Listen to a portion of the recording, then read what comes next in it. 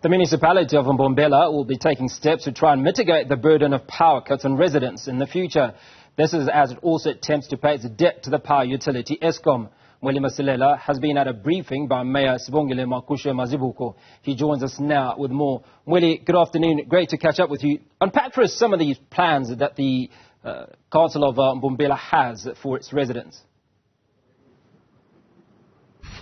Yes, indeed, Hugo. This was quite an important briefing by the city of Mbombela, considering the fact that community members have been complaining about the persistent power as well as water cuts. That is why then the leadership of this municipality felt that it must perhaps relay some important information in terms of what is happening. But when you look into all the issues that were raised during this media briefing, Hugo, it's very clear that the main issue here is Eskom.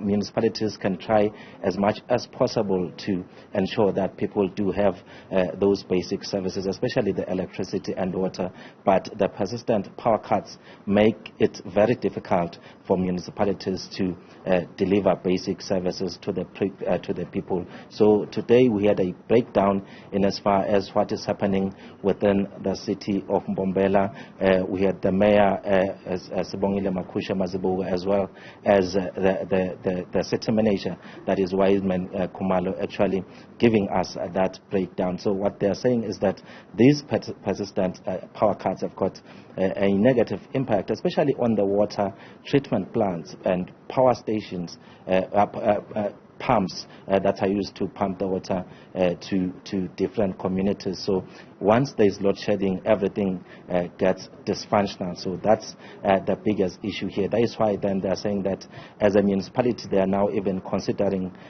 procuring generators that will be used in terms of backup when those power cuts happen. Let us listen to the city manager, Wiseman Khumalo, in terms of what he had to say. We are also in the process of getting standby generators up to 1,000 kVA, which will be sourced for some of our pump stations to alleviate the current challenges. Sourcing of alternative energy. This innovation is now at bid specification stage and will go out on tender shortly. We expect responsive bidders soon in our quest to augment our current capacity and to move towards cleaner energy. We're also planning to have a dedicated line to energize Ganyamazana water treatment works and isolate it from the grid of the township. So Hugo, that's just not the only issue. The fact that these municipalities are now struggling in terms of water supply and electricity.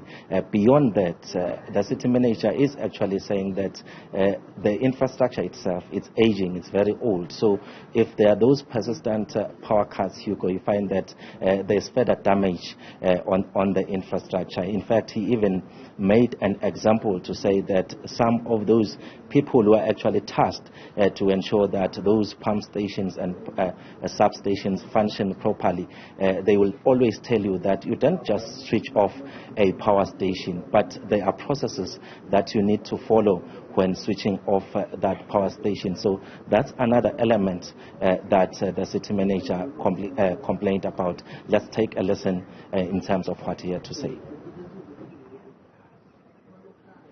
Which is a situation that is not acceptable to all of us.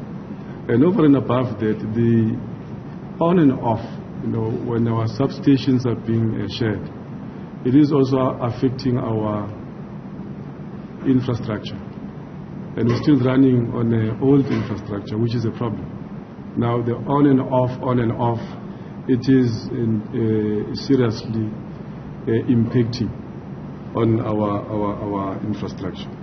we know that with all these challenges, we know that the city of Mbombela is owing Eskom about 1.1 billion rand. And according to the leaders or the management at this municipality, they are doing very well in terms of paying that particular account. But the biggest problem in many communities that they are complaining about is the issue of illegal connections. They are saying that it makes it difficult for the municipality on top of the other problems that they are facing. So they're saying that they've engaged Eskom to also try and assist them in as far as revenue collection is concerned, because most of these areas are quite rural, so you find that many people are unable to pay for their services. So that's another biggest challenge. But let's take a listen in terms of what the city manager had to say about their plan of repaying the Eskom debt. We are also busy with the meter audit, 100% meter audit, to all our customers. That includes our businesses, our residential customers. That project is underway to eliminate illegal connections and also cost vending. There is also an active partnering with the Eskom. We have requested Eskom to partner with us in terms of assisting, providing support where they can collect in areas such as Kanyamazane, where they are supplying electricity. Kanyamazane, Yomatsulu, and other areas where they are supplying electricity. We are also busy with our data cleansing to improve on our billing. We're also trying to monitor all Eskom bulk intake billing points. That's ongoing as well. And to also deal with the 1.1 billion, we are making daily payments to Eskom. Almost on a daily basis, we do make between 3 and 10 million rand, depending on the previous day's collection, to deal with the account. So Hugo, those are some of the plans that were announced by the city manager here at the city of Mbombela in terms of trying to ensure that Eskom debt is paid, and also dealing with the issue of illegal connections. As you have heard, they will be doing some auditing of the meters as well to ensure that everyone who actually has access to electricity and water is someone who really deserves or someone who does pay. So those are some of the measures that have been put in place, but we'll hear from residents as well, because they are the ones that are affected by this situation. But by the look of things, when you take cue from what the leadership has been saying here at the municipality, it's very clear that most of the problems are actually beyond their control. They are saying that they'll wait for Eskom to actually put its house in order while they try to ensure that in the meantime they use the little resources to get those generators to ensure that some of those water treatment plants get working, even if there are those power cuts. Hugo. Mweli Masilela coming to us from the city of Mbombela. Appreciate your time this afternoon.